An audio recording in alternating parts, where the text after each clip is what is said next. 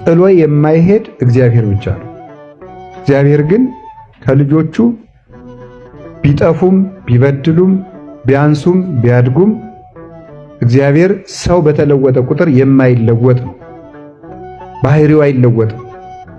የሰው የኃጢአት ብዛት የእግዚአብሔርን ቸርነት አይለውጥም። በዓለም ሁሉ ያለ የኃጢአት ብዛት የእግዚአብሔርን አንዷን የቸርነት ጠብታውን አያክልም። የእግዚአብሔር ፍቅር በሰው ልብ ተተክላ የምትኖር ከምድር እስከ ሰማይ የተዘረጋች ምንም የሚያናውጻት የሌለ ጽኑ ዛፍ ናት። ሰው ሲያልቅ የሚቀረን የመጨረሻ ገንዘባችን እግዚአብሔር ነው።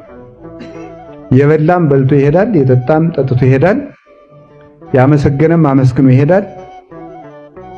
ሁሉም ይሄዳል። መልክም ጥሎ ይሄዳል፣ ጤናም ጥሎ ይሄዳል፣ ሀብትም ጥሎ ይሄዳል፣ ሹመትም ጥሎ ይሄዳል። ጥሎ የማይሄድ እግዚአብሔር ብቻ ነው።